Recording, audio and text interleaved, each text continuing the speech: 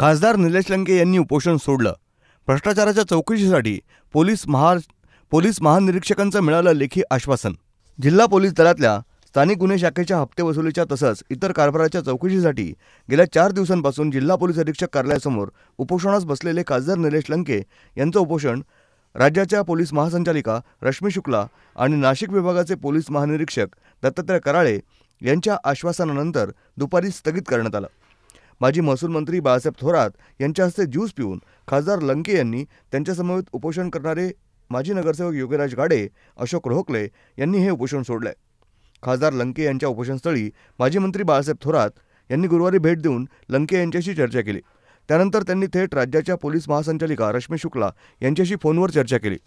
तसंच नाशिक विभागाचे पोलीस महानिरीक्षक दत्तात्रय कराळे यांच्याशी 2-3 वेळा संवाद साधला। त्यांच्याशी झालेली चर्चा लंके आणि आंदोलनस्थळी असलेल्या महाविकास आघाडीच्या पदाधिकारी आणि कार्यकर्त्यांना मोबाईलच्या स्पीकरवर ऐकवण्यात आली। पोलीस महासंचालिका रश्मी शुक्ला यांनी खासदार लंके यांच्या तक्रारीची 15 दिवसात निपक्षपातीपणे चौकशी करण्यात येईल अशी ग्वाही दिली आहे। तसंच पोलीस महानिरीक्षक कराळे यांनीही खासदार लंके यांच्या मागण्याप्रमाणे चौकशीची ग्वाही देत चौकशी अधिकारी म्हणून नाशिक ग्रामीणचे अप्पर पोलीस अधीक्षक यांच्या अध्यक्षतेखाली चौकशी समिती नेमण्यात येते असं जाहीर केलं। सदर चौकशी समितीकडून 15 दिवसांमध्ये चौकशी अहवाल मागवण्यात येईल आणि चौकशी अहवाल प्राप्त होताच त्या अनुषंगानं पुढील कार्यवाही करण्यात येईल असं लेखी आश्वासन लंके यांना देण्यात आलंय। त्यानंतर त्यांनी हे उपोषण मागे घेतलं। बरोबर बसलेलो आहे आणि आपली जी चर्चा झाली स्वतः मॅडम महासंचालक मॅडमनी भाग त्याच्यामध्ये घेतला आणि त्या पद्धतीनं जे काय ठरलं आपलं ते थोडंसं आपण सांगा, म्हणजे इथं बसलेले त्या उपोषण करते ते ऐकणार आहेत आणि त्यानंतर ती लेखी ऑर्डर स्वरूपात आपण ते पाठवून द्या। हां सर, यामध्ये सर आपण आता हे नगर जिल्ह्याच्या संदर्भात तक्रार असल्यामुळे नाशिक आदित्य बेलकर त्यांना चौकशी कमी आदेश देतो सर आता नाशिकच्या आदेश देते ना, कारण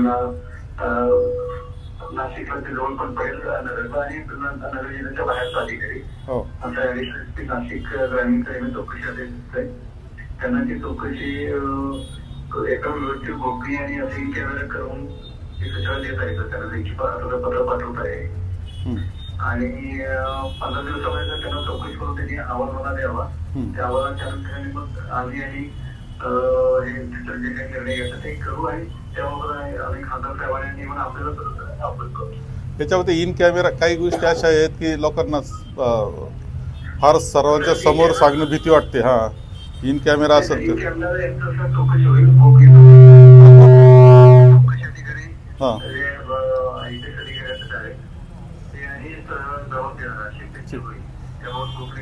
आणि जे कोणी दोषी आढळेल त्याच्यावर कारवाई करण्याचं आणि ही सिस्टीम कायमची चांगली व्हावं याच्याकरता त्याच्यातून निर्णय व्हावेत एवढीच अपेक्षा आहे सगळ्यांची। हो बरोबर।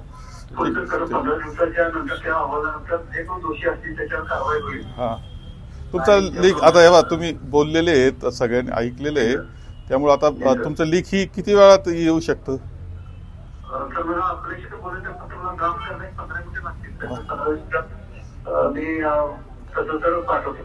हा पत्र पाठवा, मला एक व्हॉट्सअपला दिलं तर म्हणजे मग ते क्लिअर होऊन जाईल, म्हणजे उपोषण सोडायला आम्ही मोकळे होतोय।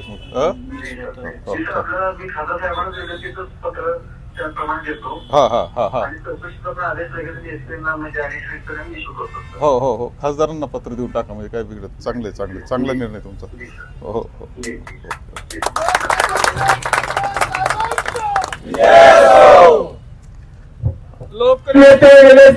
गेल्या 4 दिवसापासून त्यांचं हे उपोषण सुरू होतं।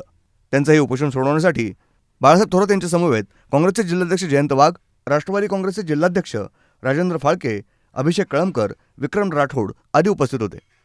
ब्युरो रिपोर्ट, न्यूज डेस्क, महानगराची लाईफलाईन, मेट्रो न्यूज।